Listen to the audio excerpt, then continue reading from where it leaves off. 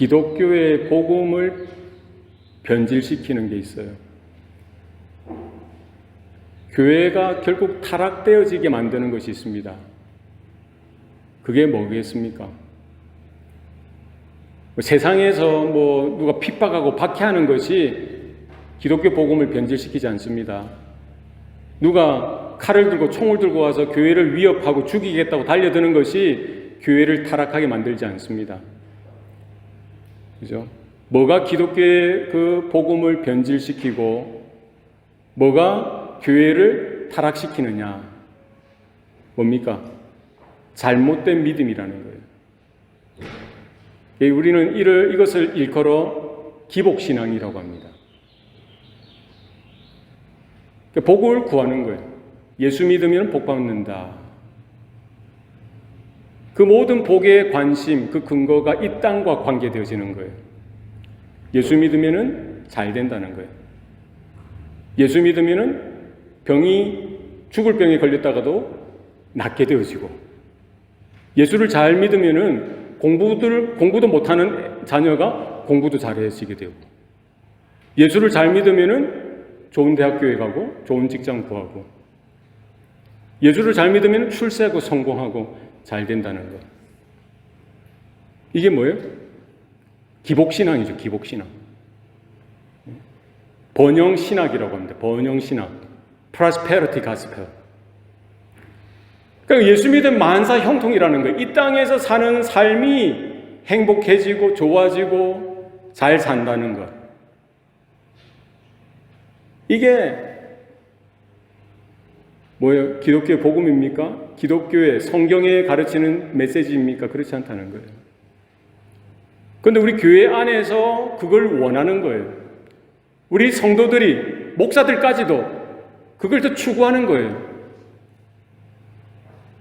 예수 믿으면 좀 달라야지, 잘 돼야지, 성공해야지, 잘 살아야지. 하는 것마다, 손대는 것마다 번성하고 번영하고 잘 돼야지. 그게 하나님의 복이 아닌가? 이렇게 생각하는 거예요. 과연 그렇습니까? 이런 거는요, 불교에 가도 있어요. 그죠? 불교에 가도 석가탄신일 날 등 달고 비나이다 하지 않습니까?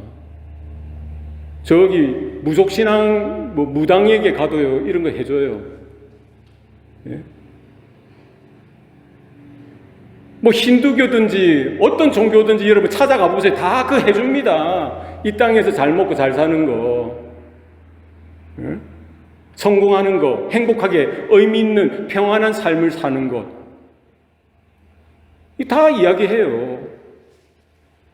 그럼 성경에서 가르치는 메시지가 뭐냐는 거예요. 기독교의 본질이 뭐냐는 거예요. 그러니까 여기서 이 땅에서 잘 먹고 잘 살고 편안하게 살고 형통하게 살고 하는 것마다 잘 되고 권력을 얻고 인기를 얻고 성공하는 게 여러분 기독교의 복음입니까? 그렇지 않다는 것입니다. 그렇게 잘 먹고 잘 살다가 의미 있는 삶을 살고 행복한 삶을 살다가 죄로 태어나서 죄를 먹고 마시다가 그냥 죄의 문제를 해결하지 못하고요, 나중에 하나님의 진노를 받아서 심판 가운데에서 통과하지 못하고 영원히 타는 불못에 떨어지게 되면은 그것만큼 비참한 일이 없다는 거죠. 물론 예수님께서도 이 땅에 오셔서 하신 일이 뭡니까? 병자들을 고쳐주셨죠. 눈먼 자들의 눈을 보게 하셨어요. 안전뱅이가 일어나서 걷도록 하셨습니다. 문둥병자들의 그 평생 괴로웠던 그 문둥병으로부터 노임을 얻게 해주셨어요. 중풍병자도 고쳐주셨습니다. 그죠? 벳사다 광야에서요, 그 5,000명을 보리떡 5개와 물고기 2마리로 떼서 그들을 배부르게 먹이시기도 하셨습니다. 그러나 예수님이 그것만을 위해서 오신 게 아니라는 거예요. 그게 본질이 아니라는 거죠. 그 사건들을 통해서 주님께서 우리에게 보여주시는 게 있다는 거예요. 예수님이 고쳐주셨어요. 예수님이 회복시켜주셨어요. 건강한 몸을 가지고 가서 더 죄짓다가 죄 문제를 해결하지 못하고 그냥 그렇게 죄 가운데 죽으면 그 무슨 의미가 있어요? 더 불행한 거죠. 이 땅에서 배부르게 잘 먹고 잘 사는 것, 걱정 없이 잘 사는 것, 그것만을 추구하다가 그냥 이 짧은 인생 마감해서 정말 하나님의 심판 가운데 서게 되어질 때 얼마나 끔찍한 일이 생기겠어요. 예수님께서 이 땅에 오신 것은 단순히 우리가 병에 낫고 좀 행복하게 살고 배부르게 살고 편안하게 사는 그 삶을 위해서 주님께서 이 땅에 오신 것이 결코 아니다라고 성경은 말씀하고 있는 거예요. 예수님께서 이 땅에 오신 이유가 뭡니까? 기독교의 핵심 메시지가 무엇입니까? 복음의 본질이 무엇입니까? 모든 사람은 죄를 범하였음에 하나님의 영광에 이르지 못하더니, 그게 문제라는 거예요. 우리의 문제라는 거예요. 돈이 없는 것이 문제가 아니라, 장사가 잘 안 되고 사업이 잘 안 되고 공부가 잘 안 되는 것이 문제가 아니라 뭐가 문제라는 거예요? 내 안에 죄 때문에. 결국 내가 그 죄로 인하여 멸망받을 수밖에 없는 존재라는 사실을 성경은 분명히 지적하고 있고요. 예수님 바로 그 죄의 문제를 해결해 주시기 위해서 이 땅에 오셨다라고 성경은 말씀합니다. 인자가 온 것은 섬김을 받으려 함이 아니라 도리어 섬기려 하고 자기 목숨을 많은 사람들의 대속물로 주려 하심이니라. 세례 요한의 그 메시지가 뭐였습니까? 지나가는 예수님을 바라보면서 보라, 저기 세상 죄를 지고 가는 하나님의 어린 양이 가는도다. 세상의 죄를 짊어지시고 바로 저와 여러분의 죄를 짊어지시고 십자가를 향하여 걸어가셨던 주님이시죠. 자신의 목숨을, 자신의 생명을 십자가에서 죽게 넘겨주심으로 인하여 우리의 모든 죄값을 지불하시고 그 보혈의 피로 인하여 우리를 정결케 해주시고 의롭다고 해주시고요, 하나님의 친백성, 하나님의 자녀 삼아 주시는 그 일을 위해서 오셨다는 거예요. 건강한 자에게는 의인이 쓸데없다라고 주님이 말씀하시죠. 병든 자에게라야 의인이, 의사가 필요하다는 거예요.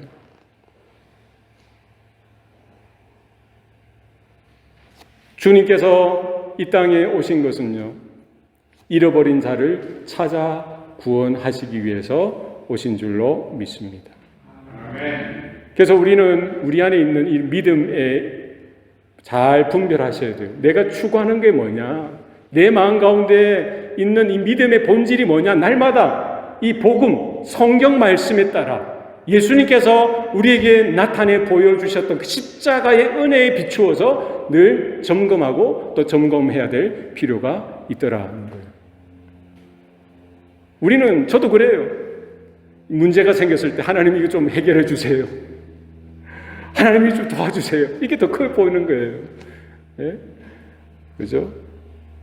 하나님, 나의 이 소원, 나의 바람, 나의 원함을 주님 들어주세요. 그게 우리의 기도의 다반사가 될 때가 많더라는 거예요. 네? 그러나 우리의 믿음은요, 우리의 단순한 문제 해결이나 소원 성취를 위해서 그 믿음이 작동되어지기보다는 본질적으로 내가 어떤 사람인지, 하나님을 향한 온전한 믿음으로서 내가 존재하는지 살아가는지를 우리 확인하는 데에 우리의 믿음이 어떠한지를 분별할 수 있어야 된다는 것이죠. 그러니까 분명히 우리가 해야 됩니다. 예수 믿으면 잘 살고 부자 되고 성공하고 출세하는 데 도움이 된다. 이거 복음 아닙니다. 가짜 복음이에요. 여기에 대해서 여러분 마음이 빼앗기셔서는 안 됩니다. 이걸 바꿔 말하면은요, 성도임에도 불구하고, 내가 하나님의 사람임에도 불구하고, 하나님의 자녀임에도 불구하고 이 땅에 사는 동안에 실패할 수도 있다는 거예요. 상처받을 수도 있다는 거예요. 배신당할 수도 있다는 거예요. 망할 수도 있다는 거예요. 하나님이 그런 어려운 일들을, 그런 고난들을 성도들에게도 허용하신다는 거예요. 내가 고난을 당하고 내가 역경 가운데 허덕인다고 해서 하나님이 나를 버리셨나 보다 이렇게 생각하지 말라는 거예요. 내가 잘 되면 잘 되는 대로, 성도된 우리들이 정말 힘들고 어려우면 어려운 대로 하나님의 섭리가 있고 하나님의 주권하심이 있다는 것이죠.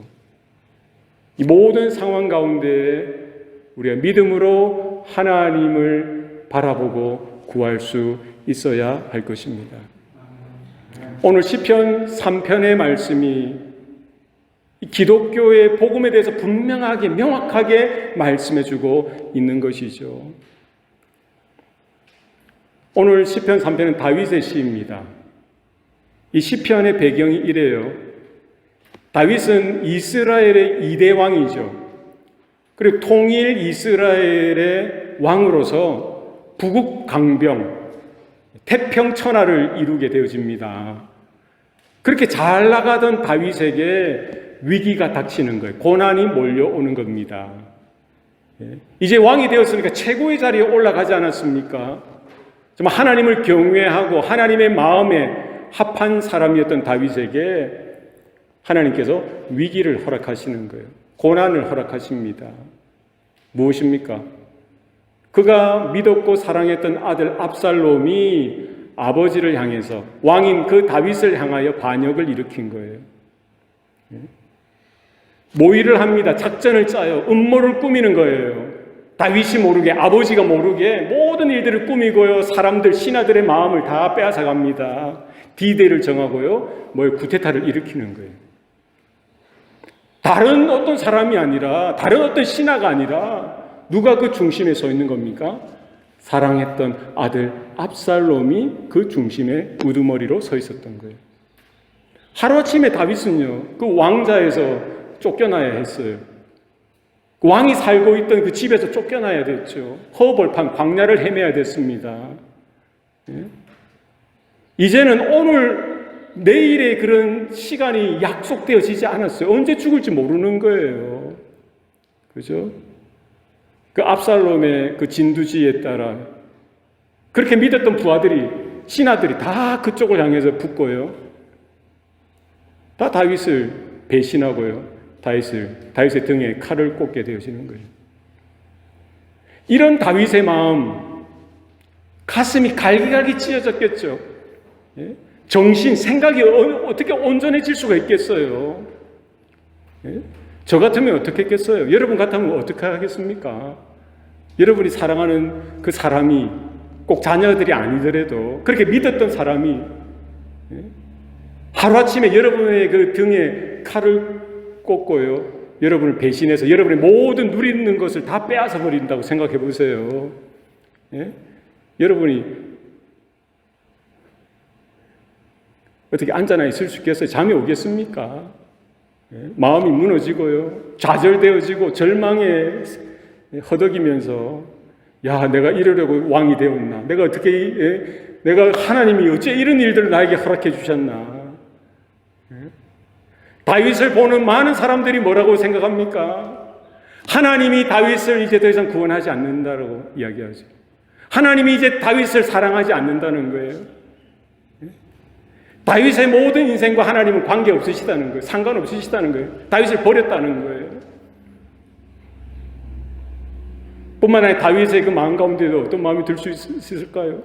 왜 하나님 나에게 이런 일들이 일어났습니까? 왜 접니까? 왜 이런 어려운 일들이, 왜 이런 상황들이, 이런 고난들이 나에게 닥쳐옵니까? 하나님, 이 뭡니까? 충분히 좌절하고 절망해서 하나님 앞에 분통을 터뜨릴 수도 있는 그런 상황 아니었겠어요? 이 본문을 통해서요, 우리가 분명한 것은요, 하나님께서 하나님의 사람에게도, 믿음의 사람에게도 정말 컨트롤할 수 없는, 통제할 수 없는 이와 같은 역경이나 고난, 어려운 문제들을 허락하시곤 하신다는 거예요. 왜 하나님께서 다윗에게, 그 사랑하시던 다윗에게 정말 하나님의 마음에 합한 그 다윗에게 그와 같은 어려운 일들을 허락해 주셨을까요? 왜 허락해 주셨겠습니까? 왜 그럴까요? 저는 이렇게 받았어요. 이 땅에 소망을 두고 살아서는 안 된다는 거예요. 이 땅의 영광이 전부가 아니라는 거예요. 이 땅에서의 행복이 전부가 아니라는 거예요. 성도된 저와 여러분의 전부는 어디입니까? 하나님의 나라라는 거예요. 우리가 바라봐야 될 것, 우리가 추구하고 우리의 소망을 도와야 되는 것, 우리의 마음을 도와야 되는 것 어디라는 거예요? 어디라는 거예요? 하나님의 나라라는 거예요.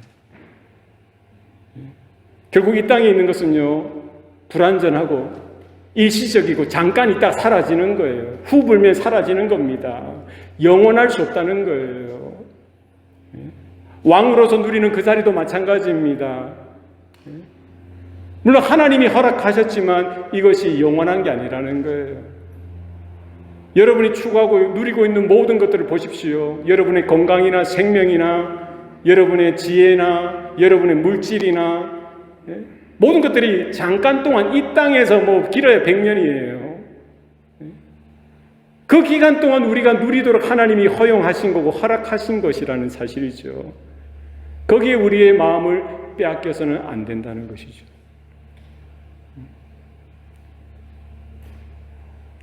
하나님께서 다윗에게 이런 고난을 통해서요, 말씀하시는 거예요.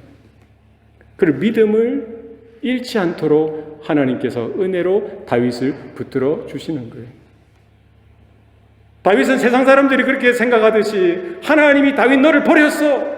너는 이제 끝났어. 끝장이야. 너는 할 수 없어. 그 의견에 그 생각에 귀를 기울이거나 따라가지 않고요. 어떻게 한 거예요? 본질을 본 거예요. 본질을. 하나님께서 정말 원하시는 것이 무엇인지, 내 인생에서 가장 중요한 것이 무엇인지를 본 거예요. 뭡니까? 권력도 아니고요, 인기도 아니고 어떤 재물이나 부도 아니라는 거예요. 내가 누리고 있는 모든 것들은 일시적인 것이라는 것을 다윗은 믿음으로 간파하는 거예요. 뭐가 영원한 것입니까? 뭐가 정말 우리 가운데 성도된 저와 여러분에게 가장 복된 것입니까? 하나님을 향한 믿음이라는 거죠. 그 믿음의 대상 되시는 하나님이야말로 우리의 궁극적인 최종적인 목적이고요, 우리의 삶의 이유고 원인이고 근거가 되어진다는 사실입니다. 그래서 믿음이 여전히 있다면, 하나님의 은혜가 여전히 있다면 다 무너지고 다 빼앗기고 가슴이 너덜너덜해졌다고 할지라도 뭐라는 거예요? 그 사람에게는 소망이 있는 것입니다. 내가 높은 자리에 올라갔다고 해서 내가 위대한 사람이 되는 겁니까? 내가 낮은 자리에 처했다고 해서 내가 초라한 사람이 되는 겁니까? 그렇지 않다는 거예요. 이미 저와 여러분은 하나님의 사람인 줄로 믿으시길 바랍니다. 이미 다윗은 하나님의 사람이죠. 하나님이 택한 하나님의 백성입니다. 하나님이 이미 불러주셨고 붙들어 주셨다면 그 환경이 흔들리고요, 그 환경이 요동친다고 할지라도 거기에 마음 빼앗길 이유가 없는 거예요. 다윗은 오늘 본문에서 뭐라고 고백합니까? 여호와여, 주는 나의 방패시요 나의 영광이시요 나의 머리를 드시는 자이시니이다. 다윗은요, 다 빼앗겼어요. 다 자기들을 향하여 배신하고요, 등을 돌렸습니다. 모든 안락한 삶이, 모든 평안했던 그 일상이 하루아침에 다 송두리째 사라져 버렸어요. 그럼에도 불구하고 다윗에게는 뭐가 있었던 거예요? 하나님의 언약이 있었죠. 하나님의 은혜가 있는 거예요. 하나님을 향한 믿음이 있는 것이죠. 그렇게 고백할 수 있는 거예요. 그러니까 고난을 통과해봐야, 고난을 맞닥뜨려봐야 나의 믿음이 진짜인가 가짜인가가 분별할 수 있는 거예요. 평안할 때는 알 수 없습니다. 잘 사는데, 그죠? 하는 것보다 잘 되는데 그때 누가 못해요? 누가 못하겠어요? 다 할 수 있는 거예요. 여러분, 헷갈리지 마세요. 지금 우리가 예배 자리에 와서 예배 드린다고 해서 내가 믿음이 있다? 물론 있겠죠. 그게 진짜인지 아닌지는 언제 분별할 수 있는 거예요? 내가 고난을 겪어볼 때, 내가 해결할 수 없는 그 문제 가운데 허덕이면서 내 가슴이 진짜 갈기갈기 찢어지고요. 낙심 가운데 절망할 수밖에 없는 그 환경 가운데 맞닥뜨려 봤을 때 정말 나에게 있는 믿음이 진짜인지 아니면 가짜인지가 분별되어지는 거예요. 지금 우크라이나 같은 상황에 우리가 막 던져서 본다 생각해 보세요. 우리의 믿음이 바로 드러나는 거예요. 지금 북한 땅에서 지금 한 10만 명, 20만 명의 지하 성도들이 있습니다. 저와 여러분 만약 북한 땅에서 지금 신앙생활을 한다고 해보세요. 진짜 내 믿음이 진짜인가 가짜인가 그때 그 자리에 가봐야 아는 거예요. 지금은 다 평안한 때니까요. 누가 핍박합니까? 누가 총을 들이댑니까? 누가 칼을 꼽습니까? 하고 싶은 대로 다 하는 거예요.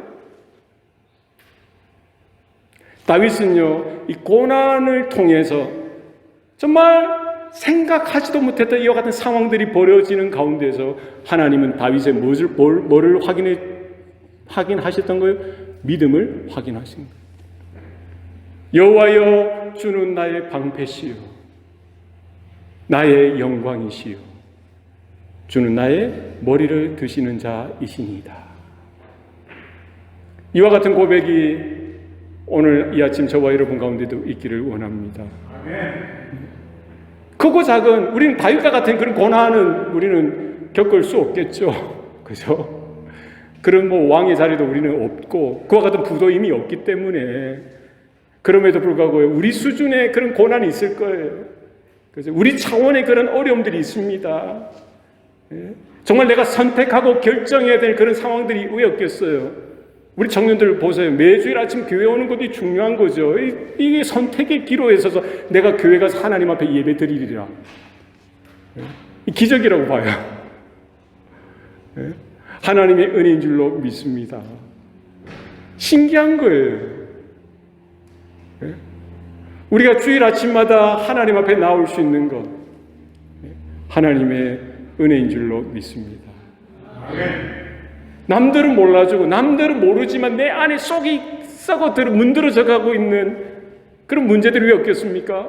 그런 속에서도 내가 오늘 다윗과 같이 이렇게 고백할 수만 있다면 여호와여 주는 나의 방패시요 나의 영광이시요 나의 머리를 드시는 자이시니이다. 하나님이 나의 방패가 되신다는 거예요. 고대 전쟁에 있어서 전사들에게 가장 중요한 게 칼도 있어야 돼, 창도 있어야 되지만 뭐가 있어야 돼? 방패가 있어야 돼요.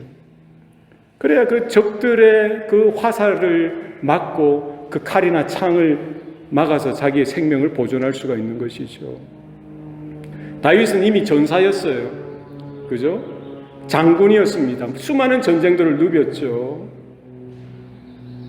그 죽음의 수많은 위기들을 거쳐 올 때마다 그가 경험했고 깨달을 수 있었던 것은 뭡니까? 자기가 잘해서 그 죽음의 위기에서 벗어난 적은 한 번도 없었던 것입니다. 누가 해주신 거예요? 하나님이 다윗의 방패가 되어주신 거예요. 하나님이 이스라엘을 보호하시고 이스라엘을 지켜주신다 언약하셨듯이 하나님께서 그 어린 소년 다윗을 골리앗의 무력 앞에서 위기 속에서 하나님께서 막아주시는 거예요. 하나님께서 보호해 주시는 거예요. 다윗은 수많은 그런 사건들을 통해서 이미 경험했습니다. 그것을 고백하는 거예요.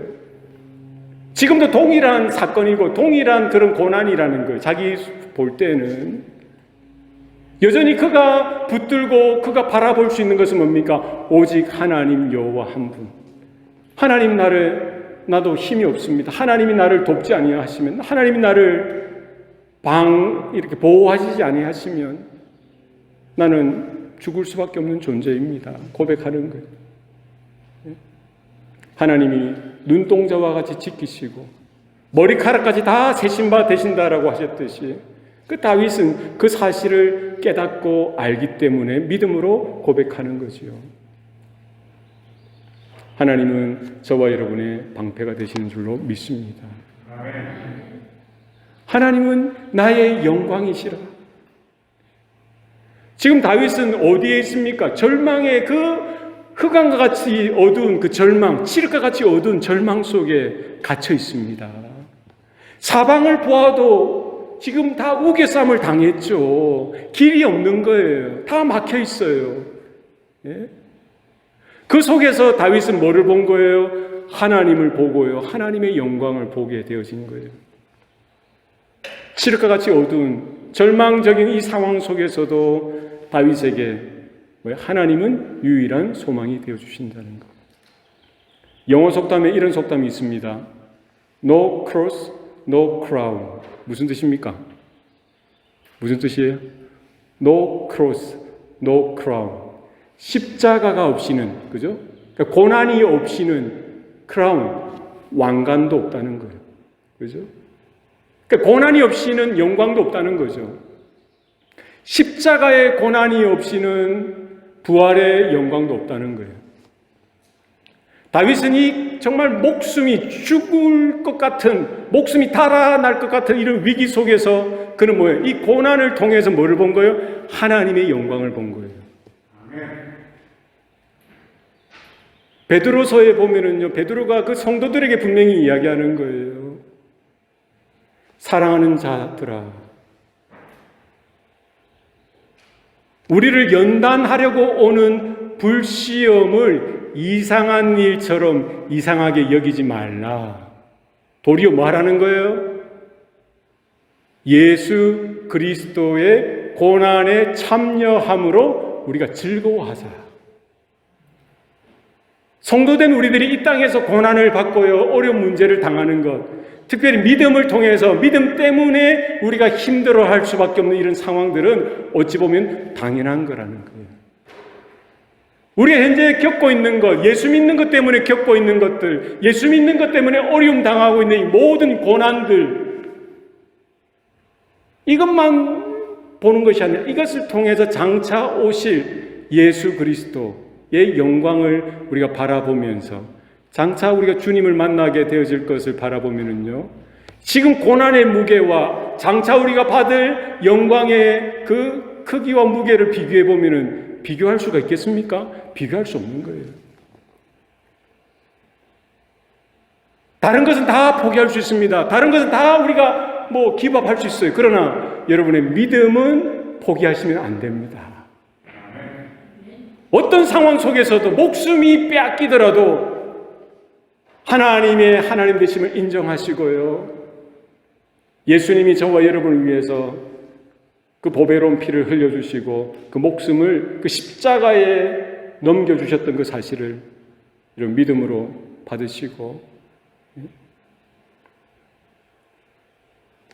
주님을 잃어버리지 마시기 바랍니다. 우리의 믿음을 잃어버려서는 안 돼요. 우리에게 주신 은혜를 우리는 지키고 보존해야 됩니다. 그래서 우리는 지금 고난 중에 있죠. 나름대로 힘들고 어려운 속에서 발버둥 치고 있는 거예요. 그러나 이 속에서 우리는 뭘 보는 거예요? 부활의 아침, 부활의 영광을 보고 장차 임하실 그 예수님의 그 영광을 우리는 바라보면서 하나님께서 다윗을 다시 붙들고 일으켜 주시는 것처럼, 다시 회복시켜 주시고 새롭게 하시는 것처럼 그와 같은 은혜가 저와 여러분 가운데도 똑같이 있기를 소원합니다. 주는 나의 머리를 드시는 자십니다. 지금 다윗의 마음을 이렇게 실어서 표현한 거예요. 그 육체적인 다윗의 그런 자아에 있어서 얼마나 그 힘들고 견디기 힘든 상황이었겠어요. 여러분들이 어려운 일들을 당하고요, 사업에 한 번, 두 번 할 때마다 실패하고 부도가 나고 이러면은 우리 아버지들의 모습이 어떻습니까? 어깨가 축 처져요. 어깨가 축 처져가지고 고개는 어떻게 되면 탁 떨고 이 모습이죠. 하는 것보다 안 되고 이렇게 되는 거예요. 내가 좀 해보겠다고 열심을 냈음에도 불구하고 안 되는 거예요. 그러면 어떻게 그 어려운 상황 속에서 어깨가 처지는 거예요. 다른 애들은 다 잘 되는데, 다른 사람들은 다 잘 되는데 나는 안 되네. 어깨가 처져. 다윗은 이거보다 더 심하죠. 그죠? 하루아침에 도망자가 되어서요. 그래서 그의 어깨가 무겁고 천근같이 무겁고 축 처지고요. 그의 머리가 그냥 땅을 향해서 그냥 처박혀 있는 거예요. 이런 상황 속에서 다윗은 뭘 보는 거예요? 하나님은 나의 머리를 드시는 자십니다. 절망 가운데, 실망 가운데, 좌절 가운데 이렇게 머리가 축 처져 있는 그 다윗의 머리를 하나님이 들어주시는 거예요. 괜찮다. 괜찮다. 내가 있지 않느냐. 내가 너의 방패가 되어주마. 내가 너의 영광이 되어주마. 내가 너의 소망이 되어주마.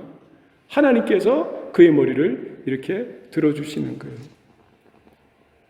이 시간 하나님께서 저와 여러분의 머리도 들어주시길 원합니다. 네. 우리 청년들 머리 좀 들어보세요. 기죽지 말라는 거예요. 네? 기죽지 말라는 거예요. 네? 좀 실패할 수도 있잖아요. 장사하다가 장사가 안 될 수도 있고 사업이 망할 수도 있는 거고 공부하다가 뭐 C가 나올 수도 있고 D가 나올 수도 있는 거 아니겠어요? 네? 그게 전부가 아니라는 거예요. 그죠? 그게 전부가 아니에요. 오늘 우리가 찬양을 하지 않았습니까? 누가 나의 전부가 되십니까? 예수님이 나의 전부가 되십니다. 하나님이 나의 전부가 되십니다. 그게 변함없는 사실이라고 한다면 조금 병들 수 있고요. 좀 상처 입을 수도 있죠. 아파할 수도 있죠. 실패할 수도 있죠. 넘어질 수도 있죠. 그러나 그게 전부가 아니라는 거예요.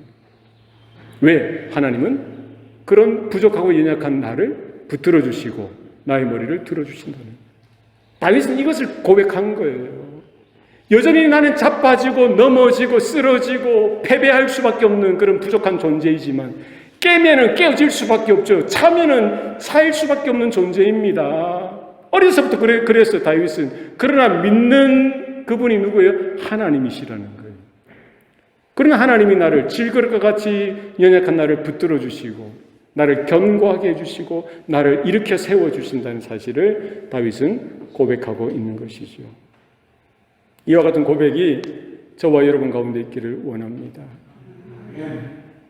다윗은 하나님 앞에 이렇게 기도합니다. 내가 나의 목소리로 여호와께 부르짖으니 그의 성산에서 응답하시는도다. 고난을 만났을 때, 고난이 몰려올 때에 내가 해결할 수 없는 문제들이 겹겹이 쌓여갈 때에 우리가 해야 되는 것, 다윗이 했던 것처럼 우리가 해야 되는 것은 뭡니까? 하나님을 향하여 부르짖는 거예요. 여러분, 하나님을 향하여 부르짖으시길 바랍니다. 그럼 뭐예요? 하나님은 응답하신다 약속해 주셨죠. 여기 성산에서, 그의 성산에서 응답하시는도다라고 했어요. 이 성산이 뭡니까? 하나님의 거룩한 산, 시온산이죠. 아브라함이 자기의 아들 이삭을 하나님 앞에 제물로 드렸던 그 장소입니다. 솔로몬이 하나님 앞에 1,000번제를 드리고 또 하나님 앞에 나아갈 때 뭐예요? 다윗이 못했던 것, 그 아버지가 못했던 것을 솔로몬이 하지 않습니까? 바로 그 자리에 하나님을 섬기는, 예배하는 성전을 세웠던 그 자리. 그죠? 그 성산에서 응답하시도다라고 다윗은 고백합니다. 우리가 하나님 앞에 기도할 때에, 하나님 앞에 부르짖을 때에, 하나님을 간절히 찾을 때에 하나님은 그냥 우리의 기도를 모른 체 하시는 법이 없습니다. 듣고 응답하신다라고 했어요. 어디에서요? 그의 성산에서. 그 자리가 어디입니까? 하나님의 임재가 있는 자리예요. 하나님께서 함께 하시는 자리입니다. 하나님께서 예배 받으셨던 그 자리예요. 하나님께서 만나 주셨던 그 자리입니다. 하나님의 은혜가 가득 찼던 자리입니다. 우리가 기도할 때 바로 그 자리가 뭐예요? 하나님이 임재하시는 자리가 되어서, 하나님이 은혜로 우리와 함께 하시는 자리가 되어서, 하나님이 우리와 만나 주시는 자리가 되어서 실제적으로 응답하시는 하나님인 줄로 여러분 믿으시길 바랍니다. 존 낙스가 이런 말을 했습니다. 존 낙스라는 위대한 하나님의 사람이죠. 기도하는 한 사람이 기도하지 않는 한 민족보다 강하다라고 했어요. 여러분이 하나님 앞에 믿음으로 구하고 부르짖고 기도한다면요, 여러분 한 사람이 기도하지 않는 그 어떤 민족보다 강하다는 거예요. 믿으십니까? 그 피의 메리라고 있죠. Mary of Blood, 피의 메리. 얼마나 싸나운 여자입니까? 그 영국의 여왕, 메리 여왕이 이런 말을 했어요.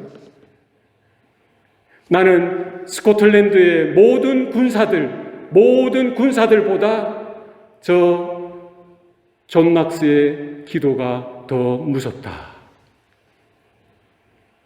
하나님의 사람, 그 한 사람의 기도가 하나님이 응답하시기 때문에 능력인 줄로 믿으시길 바랍니다. 아멘.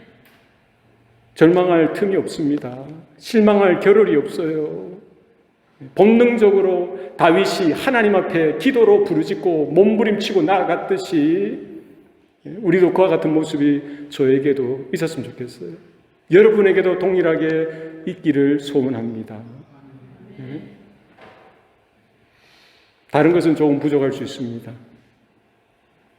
그러나 이와 같은 고난, 역경, 정말 어려운 환경 속에서 하나님께서 우리에게 보시기 원하시는 것이 무엇일까?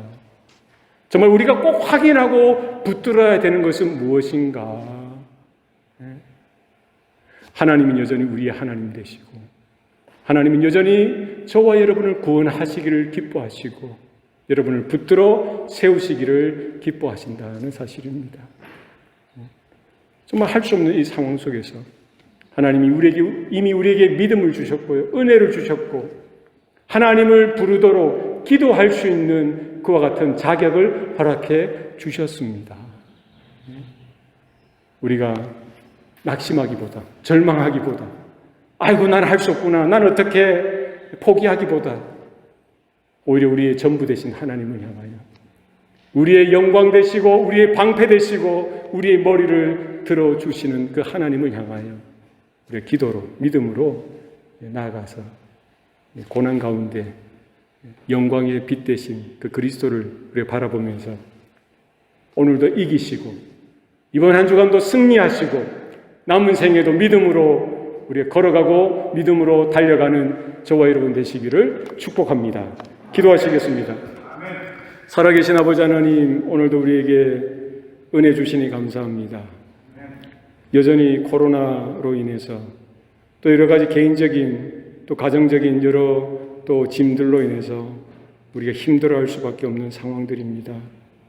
하나님, 그러나 여기에 우리의 마음이 빼앗기지 않게 하시고 우리의 믿음이 위축되어지지 않게 하셔서 정말 우리가 복음의 본질을 꿰뚫어 보게 하여 주셔서 십자가의 능력 가운데, 은혜 가운데 붙들려질 수 있도록 주님 은혜 베풀어 주시옵소서.